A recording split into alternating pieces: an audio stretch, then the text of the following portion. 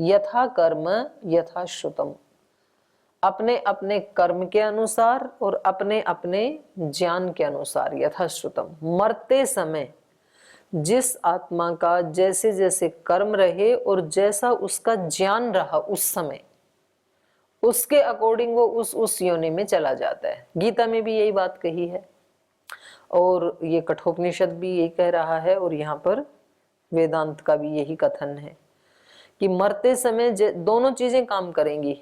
व्यक्ति के कर्म कैसे रहे वो भी निमित्त बनेगा, और उसका ज्ञान कैसा है उस समय, मरते समय कैसा ज्ञान है। तो इसीलिए जो कल भी हम चर्चा कर रहे थे कि मरते समय जो सुनाते हैं ना अलग अलग चीजें व्यक्ति को, गायत्री मंत्र सुनाते हैं या ओम का जाप करते हैं या गीता का, रामायण का, गरुड़ पुराण का, अलग अलग जो लोग हैं वो अलग अलग उसका अनुष्ठान करते हैं कि किसी तरह हमारे इस व्यक्ति का ध्यान इधर चला जाए अध्यात्म की तरफ और ये सद्गति को प्राप्त हो। लेकिन वो उस व्यक्ति के जीवन भर के दूसरे संस्कार यदि प्रबल हैं, ये वाले प्रबल नहीं हैं, तो वो सुनाते रहो, वो सुनेगा ही नहीं व्यक्ति। वो उस अपने ही संस्कारों में खोया रहेगा और उसी स्मृति, उसी ज्ञान को लेकर के वो आगे प्रयाण करेगा और उसी गति को प्राप्त होगा फिर। क्योंकि ये सुहाता भी उसको, ये जो जीवन भर करता रहा, क्योंकि उस समय तो जीवन की ना पूरी की पूरी हमारी कृति एक फिल्म की तरह सामने आ जाती है। ऐसे महापुरुषों ने, शास्त्रों ने बताया कि वो सब व्यक्ति को एकदम दिखने लगता है। तो कभी कभी व्यक्ति जाते समय पश्चाताप भी करता है, कोई उससे बहुत ऐसा गलत काम हो गया था उसके लिए पश्चाताप भी करता है, उसकी आंखों में आंसू भी होते हैं।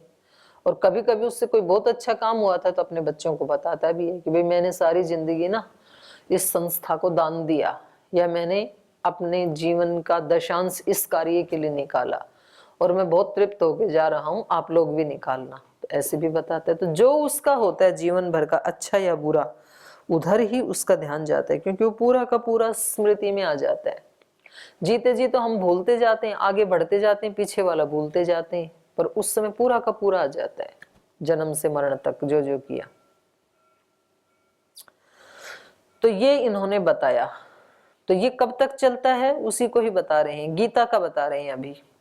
गीता में भी बिल्कुल वही बात कही है। आ ब्रह्म भुवनान लोकः पुनरावर्तिनो अर्जुना। तो ये 8:16 गीता का है। आ ब्रह्म भुवनात्, कब तक ये आवागमन चलता रहता है? ब्रह्म भुवनात्, आ ब्रह्मलोक तक। यहां भी आ जो है वो मर्यादा अर्थ में है। आ ब्रह्म भुवनात् लोकाः पुनरावर्तिनो, ये सभी लोकों में, माने जितने भी लोकांतर हैं उसमें ये पुनरावर्तिन आता जाता रहता है, जब तक कि आ ब्रह्म भुवनात्, जब तक कि इसको ब्रह्म भुवन ना मिल जाए, ब्रह्मलोक ना मिल जाए, अर्थात जब तक मुक्ति ना मिल जाए।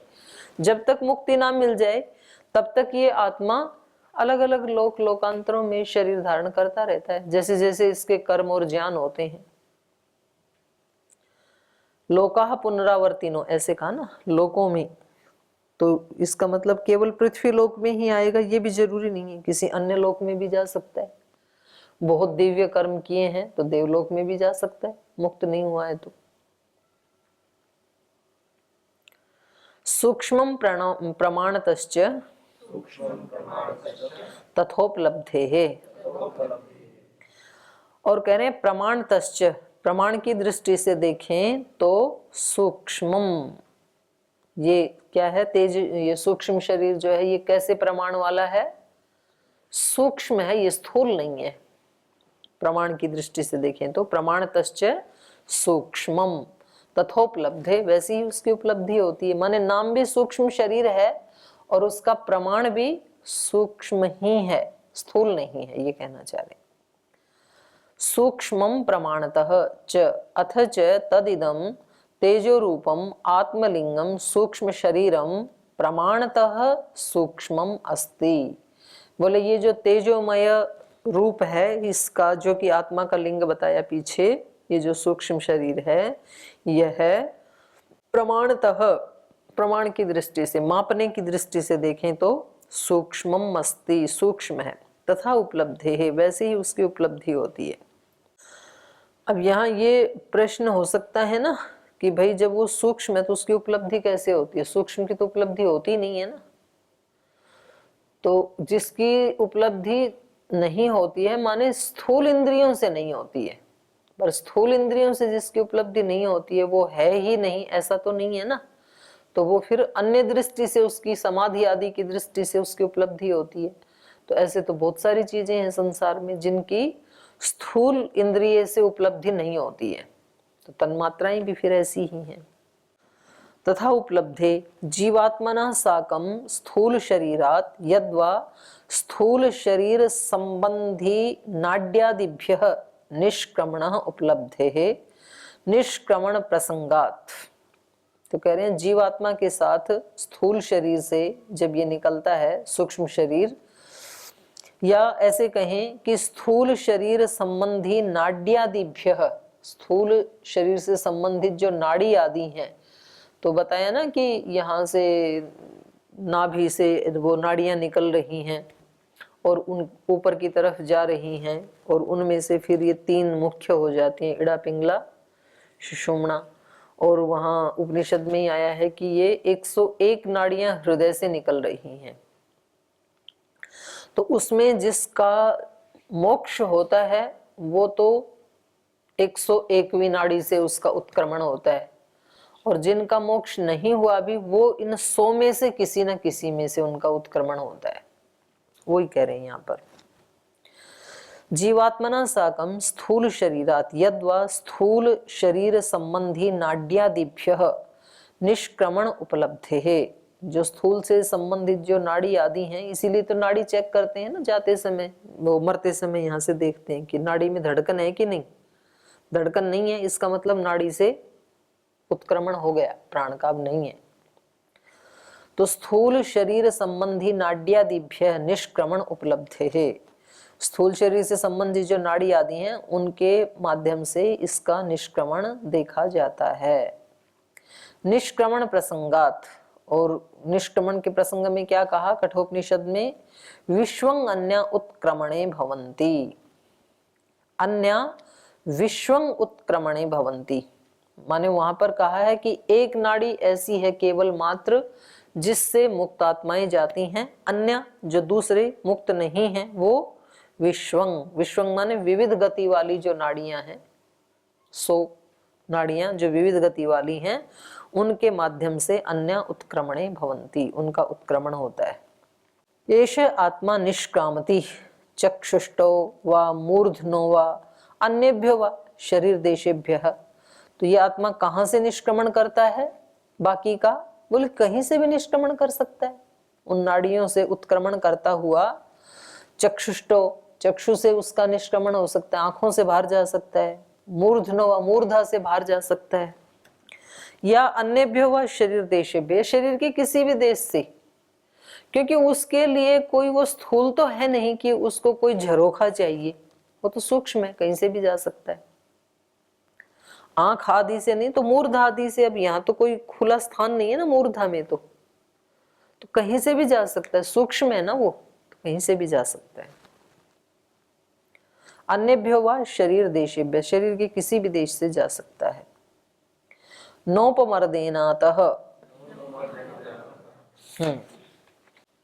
कहा न उपमर्देना, अतः इस कारण से, क्योंकि ये सूक्ष्म है इस कारण से, न उपमर्देना, उपमर्द माने नाश, स्थूल शरीर के साथ नहीं रहता है, माने उसके साथ नष्ट नहीं होता है, क्योंकि ये सूक्ष्म है। स्थूल होता यदि तो फिर तो स्थूल के साथ ही जल जाता ये भी, लेकिन क्योंकि ऊपर जैसे बताया ना कि वो प्रमाणतः सूक्ष्मम, प्रमाण से वो मापने की दृष्टि से वो सूक्ष्म है, इसलिए 10वें सूत्र में कहा अतः, इसी कारण से, सूक्ष्म है इसी कारण से, न उपमर्देना, नष्ट होने वाले स्थूल शरीर के साथ नहीं रहता है।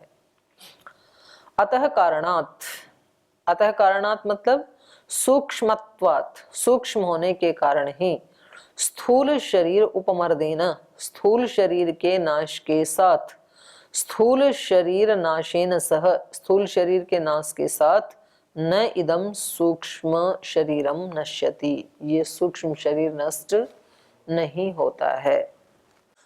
अब उसी को बता रहे हैं, अस्यैव चोपपत्ते रेश ऊष्मा।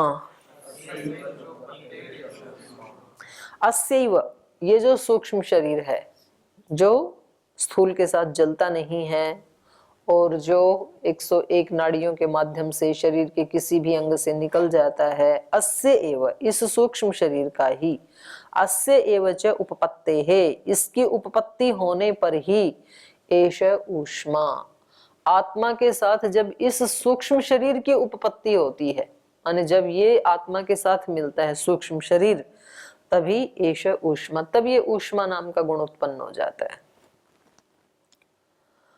अथ च अस्य आत्मलिंगस्य सूक्ष्म शरीरस्य उपपत्तेः उपपन्नत्वात् विद्यमानत्वात् ऊष्मा स्थूल शरीरे जीवद अवस्थायाम उपलभ्यते।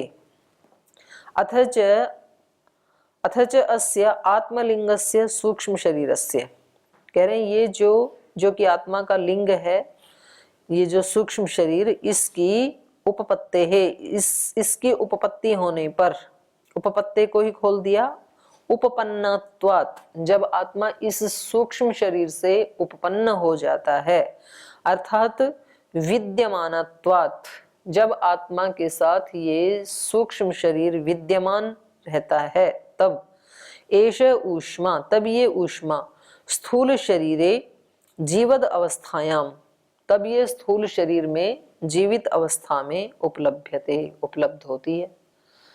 जीवित अवस्था में स्थूल शरीर के साथ आत्मा और सूक्ष्म शरीर दोनों रहते हैं ना, तो तभी ये शरीर का जो ऊष्मा है, गर्म पना है, ये उपलभ्यते, उपलब्ध होता है। यदि ही स्थूल शरीरस्य ऊष्मा भवेत् तर्हि मृत अवस्थायां वर्तमानेपि स्थूल शरीरे अन्येषु च रूपादिषु तद्गुणेषु विद्यमानेषु ऊष्मापि उपलभ्येत न च उपलभ्यते। करें यदि ये सूक्ष्म शरीर का अंग नहीं होता ऊष्मा, मानो स्थूल का होता, हम ये कहते कि स्थूल शरीर का गुण है, तो यदि ही स्थूल शरीरस्य ऊष्मा भवेत्, यदि ये ऊष्मा स्थूल शरीर का गुण होता, तो तर्हि मृत अवस्थायाम वर्तमाने अपि, तो फिर मृत अवस्था में जो शरीर पड़ा है, उस शरीर में भी स्थूल शरीरे अन्येषु च रूपादि तद्गुणेषु, जैसे दूसरे जो शरीर के गुण हैं वो मृत शरीर में भी होते हैं और जीवित शरीर में भी होते हैं, जैसे कि रूप। तो रूप जब मृत अवस्था में भी रहता है, तो ऊष्मा यदि स्थूल शरीर का पार्ट होता, तो मृत अवस्था में भी शरीर गर्म ही रहना चाहिए था, लेकिन नहीं रहता है। तो इससे क्या पता लगा, स्थूल शरीर का गुण नहीं है ये। स्थूल शरीरे अन्येषु च रूपादि गुणेषु विद्यमानेषु, जब उसमें रूप आदि दूसरे गुण विद्यमान रहते हैं, तो ऊष्मा अपि उपलभ्येत, यदि शरीर स्थूल शरीर का गुण होता तो ऊष्मा भी उपलब्ध होनी चाहिए थी, न च उपलभ्यते, लेकिन उपलब्ध नहीं होती है, शरीर तो ठंडा पड़ जाता है। तो इससे पता लगा कि ये स्थूल शरीर का गुण नहीं है, बल्कि सूक्ष्म शरीर का गुण है, ये आत्मा का गुण है। ये एक तरह से यूं समझ लो, शरीर गर्म है, इसका मतलब अभी शरीर में आत्मा है, और शरीर यदि ठंडा पड़ गया तो समझ लो कि आत्मा इससे निकल गया अभी। तस्माद आत्मलिंगस्य सूक्ष्म शरीरस्य ऊष्मा धर्मः, तो इसलिए ये ऊष्मा धर्म किसका है, सूक्ष्म शरीरस्य, जो कि आत्मा का लिंग है, सूक्ष्म शरीर, उस सूक्ष्म शरीर का ये धर्म है। तो अब आप देखेंगे पीछे वाली पंक्ति और ये वाली पंक्ति, दोनों में विरोधाभास दिखाई देगा ना आपको। छठे सूत्र में जो सबसे अंतिम पंक्ति है उसको पढ़िए आप, तेजस्तु आत्मधर्म ऊष्माख्य वेदितव्य। ये तेज जो है ये क्या है, आत्मा का धर्म है, जो ऊष्मा के नाम से कहा जाता है। और यहाँ पर क्या कह रहे हैं, तस्माद आत्मलिंगस्य सूक्ष्म शरीरस्य ऊष्मा धर्म, ये ऊष्मा किसका धर्म है, सूक्ष्म शरीर का। तो एक तरह से यहाँ विरोधाभास जैसे दिखाई दे रहा है कि भाई वहां तो आत्मा का लिंग बताया था और यहाँ तो आत्मा का धर्म बताया था, और यहाँ तो सूक्ष्म शरीर का धर्म बता रहे हैं। तो दोनों में से कौन सा ठीक है, तो उसका उत्तर ये है कि वास्तव में ये सूक्ष्म शरीर का ही धर्म है, आत्मा का धर्म नहीं है ये। लेकिन सूक्ष्म शरीर में भी इसकी उपलब्धि तब होगी जब सूक्ष्म शरीर के साथ आत्मा जुड़ेगा, तब आत्मा के जुड़ने पर ही सूक्ष्म शरीर में ये गुण अभिव्यक्त होता है। तस्माद आत्मलिंगस्य सूक्ष्म शरीरस्य, इसलिए सूक्ष्म शरीर का भी विशेषण देना पड़ा। कौन सा सूक्ष्म शरीर? आत्मलिंगस्य, जो आत्मा का लिंग है। तच्च आत्मलिंगम सूक्ष्म शरीरम आत्मना सह स्थूल शरीरात निर्गच्छति। और कह रहे हैं तच्च आत्मलिंगम, और वो आत्मा का लिंग सूक्ष्म शरीरम, जो सूक्ष्म शरीर है वह है आत्मना सह, आत्मा के साथ, स्थूल शरीरात, स्थूल शरीर से निर्गच्छति, बाहर चला जाता है। तो ये जब आत्मा यहाँ से जाता है तो उसके साथ साथ सूक्ष्म शरीर भी साथ ही जाता है। तो ये बात तो सारे शास्त्र कह रहे हैं, सांख्य भी यही कह रहा है, योग भी यही कह रहा है कि जब तक व्यक्ति मुक्त ना हो जाए तब तक यही इंद्रियां रहेंगी, यही मन रहेगा, यही बुद्धि रहेगी, यही 5 तन्मात्राएं रहेंगी। तो इसलिए व्यक्ति को अपने मन का सुधार इसी जन्म में कर लेना चाहिए। मन को प्रसन्न और निर्मल बना लेना चाहिए इसी जन्म में। मन हमेशा यदि तनावग्रस्त है, अपवित्र है, शोक दुख आदि को लिए हुए है, ईर्ष्या द्वेष घृणा आदि को लिए हुए है, अज्ञान अविद्या से बहुत ज्यादा युक्त है, तो ये अगले जन्म में भी दुख ही देने वाला है, क्योंकि इसका चेंज नहीं होना। व्यक्तियों सोच लेता है ना कि चलो अब जितना होना था हो लिया अब इस जन्म में, तो आगे जब मर जाएंगे तो इस परिवार से और इन सब दुखों से हम छूट जाएंगे। और कदाचित व्यक्ति आत्महत्या भी तभी करता है, उसको लगता है कि मैंने आत्महत्या की तो इन सारे दुखों से मैं छूट जाऊंगा जिनसे वो दुखी हो रहा है। लेकिन दुख तो वास्तव में उसके मन में है और वो मन साथ ही जाएगा, तो दुख नष्ट नहीं हो सकता है। अगर ये मन सुखी होगा तो अभी कुछ ऐसा अनुष्ठान, कुछ ऐसा अपने आचरण में चेंज लाना ही पड़ेगा, और नहीं तो अगले जन्म में भी वही यात्रा, फिर उस अगले जन्म में भी वही, उसका कहीं अंत नहीं है। हमेशा ये सूक्ष्म शरीर आत्मा के साथ ही जाएगा। कब तक? मोक्ष ना हो जाए तब तक। कोई कहे जी प्रलय होगी जब, महाप्रलय, तब तो नष्ट हो जाएगा, तब तो नष्ट हो जाएगा, क्योंकि उसमें तो सब कुछ ही नष्ट हो जाता है। लेकिन तो भी हमारे क्या क्या संस्कार थे वो ईश्वर के ज्ञान में बने रहते हैं। तो अगली बार सृष्टि बनेगी तब एक हमें सूक्ष्म शरीर दे दिया जाएगा और वो के वो संस्कार उसके साथ दे दिए जाएंगे, वो नष्ट नहीं होंगे। तो इसलिए मोक्ष से पहले कहीं छुटकारा है ही नहीं। तो इसलिए इंद्रियों का स्वभाव सुधारना है तो अभी सुधार लो, एक एक इंद्रिय का, दृष्टि का, वाणी का, मन का, बुद्धि का, श्रोत्रेंद्रिय का। तो जो जो अभ्यास हो गए इन इंद्रियों के, वरना तो ये सारा का सारा साथ आगे वैसे के वैसे ही जाने वाला है, ट्रांसफर होने वाला है। तो ये इस बात को जब व्यक्ति सोचता है कि भाई कम से कम चलो आज तक जो भी दुख हुआ सो हुआ, आगे का तो सुधारूं, क्योंकि अगले जन्म में कोई भी व्यक्ति दुखी नहीं होना चाहता। इसी के लिए वो पुण्य भी करता है, तीर्थ यात्रा भी करता है, दान भी देता है, पर उन सब से आत्मा, ये मन, सूक्ष्म शरीर शुद्ध नहीं हो सकता है। ये तो करना ही पड़ेगा, अपने अभ्यासों से ही करना पड़ेगा, अपने आदत स्वभावों को ही चेंज करना पड़ेगा। ज्ञान से शुद्ध होगा ये। जैसे जैसे व्यक्ति का ज्ञान ज्यादा समय तक स्थिर रहेगा वैसे वैसे वो उनसे हटता जाएगा, गलत कामों से। क्योंकि जब हम ज्ञान को भुला देते हैं, हमें याद नहीं रहता, तभी हमारे से त्रुटि होती है। जब तक ज्ञान बना रहता है त्रुटि नहीं होती है फिर। तो इसलिए कहा सांख्य दर्शन में ऋते ज्ञानान न मुक्ति, ज्ञान के बिना मुक्ति नहीं है। और यहाँ भी इन्होंने वही कहा कि जैसा इस आत्मा का कर्म और ज्ञान होता है, यथा कर्म यथा श्रुतम, कठोपनिषद में आया ना, जैसा इसके कर्म है और जैसा इसका ज्ञान है। क्योंकि कर्मों के अनुसार ज्ञान बनता है और ज्ञान के अनुसार कर्म बनते हैं, दोनों का संबंध है गहरा। जैसा हमारा ज्ञान होगा वैसा ही तो कर्म करेंगे हम। हमारा ज्ञान है कि बीड़ी, सिगरेट, शराब नहीं पीनी चाहिए, हम नहीं पिएंगे, वैसा ही कर्म होगा। और जिसका ज्ञान ये है कि भाई खा लो जो खाया जा सके, तो वो खा लेगा। फिर तो जैसा ज्ञान होगा वैसा ही कर्म होगा, और जैसे जैसे कर्म करेगा वैसा वैसे संस्कार से ज्ञान बनता जाएगा। तो इसलिए पहले ज्ञान की ब्रह्मचर्य आश्रम में महत्ता बताई। पहले आप ज्ञान को प्राप्त करो, पढ़ो।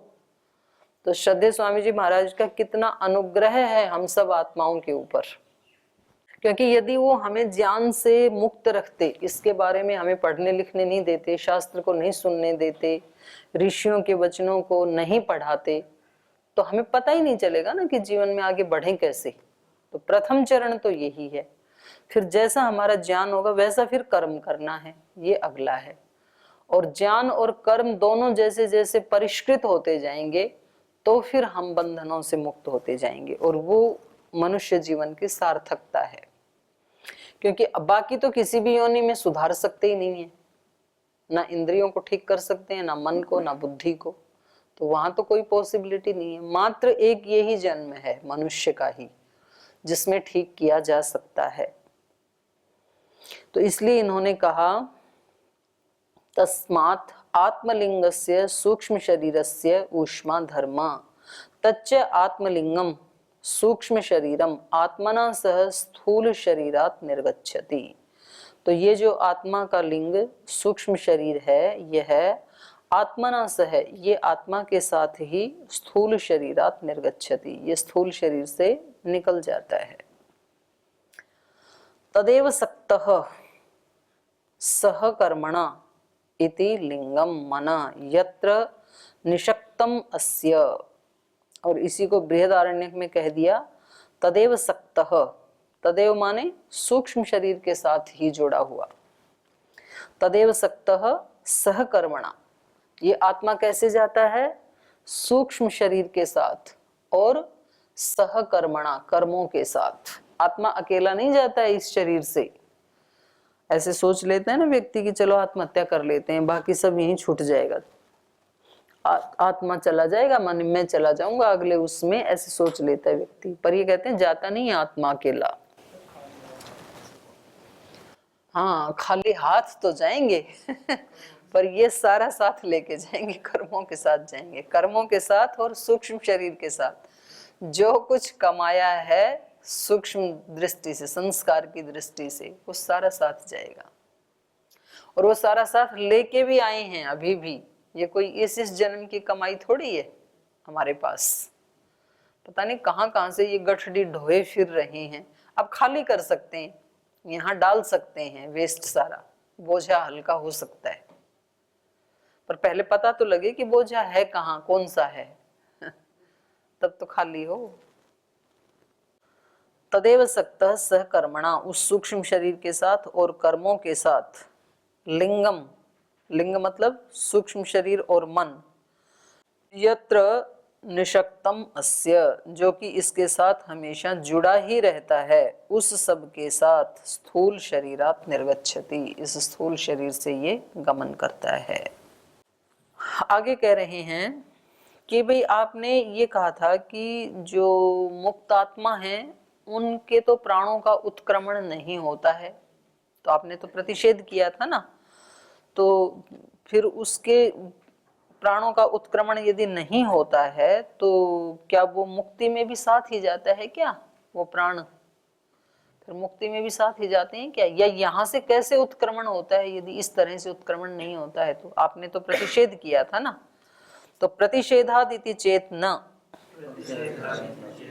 शारीरात, बोले वो जो प्रतिषेध किया था उसको लेकर के यदि आप यूं कहें कि जी आपने तो प्रतिषेध किया था तो वो निकलेंगे नहीं, उसके प्राणों का उत्क्रमण नहीं होगा। तो बोले नहीं, हमने प्रतिषेध किया था शारीरात, शरीरात नहीं, शारीरात, आत्मा से उत्क्रमण नहीं होता है प्राणों का, ये कहा था हमने। तो आत्मा से उत्क्रांति का प्रतिषेध किया था हमने। प्रतिषेधात इति चेत प्राणानाम उत्क्रांति प्रदर्शिता प्राणानाम अधिष्ठानम तेजो रूपम आत्मलिंगम सूक्ष्म शरीरम, बोले जो प्राण हैं उनकी उत्क्रांति जो प्रदर्शिता दिखाई थी वो क्या दिखाया था? प्राणानाम अधिष्ठानम, प्राणों का भी जो प्राण है, मुख्य प्राण, वो अधिष्ठान है, आश्रय है, ऐसे बताया था ना। और फिर वो कैसा है वो प्राणों का प्राण? तेजो रूपात्मलिंगम, वो तेज स्वरूप वाला है। प्राणों का प्राण कहा, उसी को सूक्ष्म शरीर कहा, उसको ही आत्मा का लिंग कहा, तो वो तेज स्वरूप वाला है। आत्मलिंगम सूक्ष्म शरीरम, तो इसलिए हमने कहा था प्राणः तेजसी, प्राण तेज में प्रवेश कर जाते हैं। इति विधानात्, ऐसा विधान करने से, तस्य सूक्ष्म शरीरस्य वर्तमानत्वम अपि तेह उक्तम, तो बोले इस सूक्ष्म शरीर का वर्तमानत्व कहां तक बताया था? आपीते है, पिछले सूत्र में बताया था ना, 8वें सूत्र में, तदापीते है। तो कह रहे हैं उस सूक्ष्म शरीर का वर्तमानत्व हमने आपीते है, मुक्ति तक बताया था। आपीते है उक्तम, किंतु लेकिन दूसरा बृहदारण्यक में तो ये कहा है, स वा अयम आत्मा यथा कामयमानो, ये अकामो निष्काम आप्तकाम आत्मकाम न तस्य प्राणा उत्क्रामंती।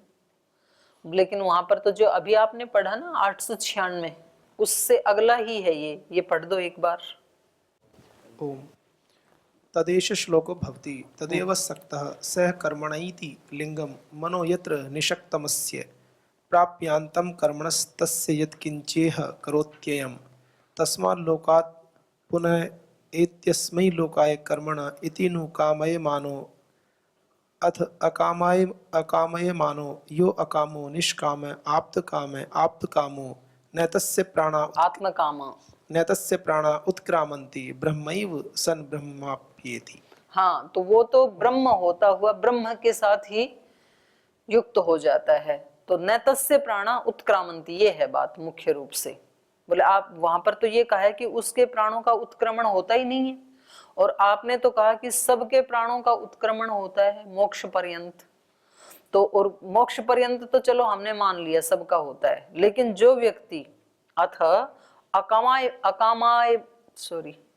अकामयमान, जो कामनाओं से मुक्त हो गया, माने जो मोक्ष का अधिकारी हो गया, यह अकामः, जो अकाम हो गया, यह निष्कामः, जो निष्काम हो गया कामना से, या आप्तकामः, जिसकी सारी कामनाएं पूर्ण हो गई, प्राप्ति हो गई सब कामनाओं की, बची नहीं।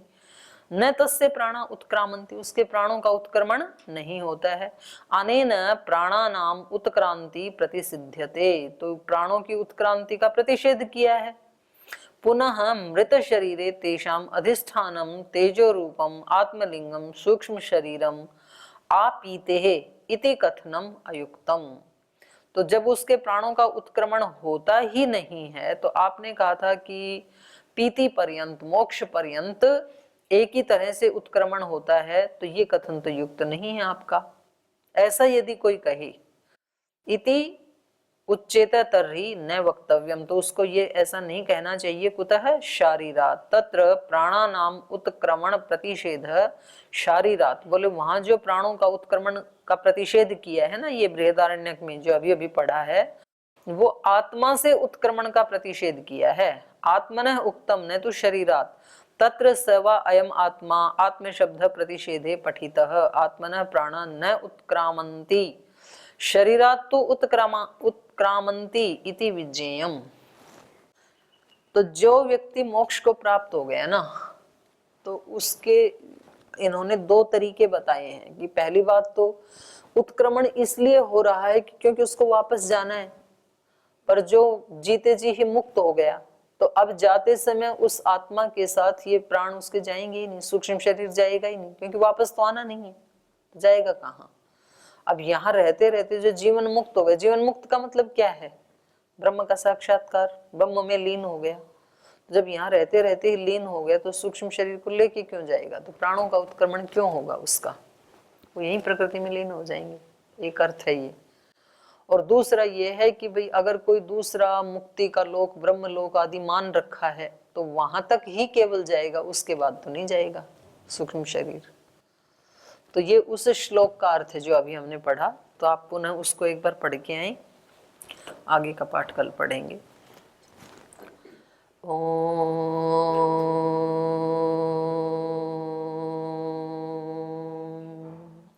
शांति शांति शांति। श्री गुरुभ्यो नमः।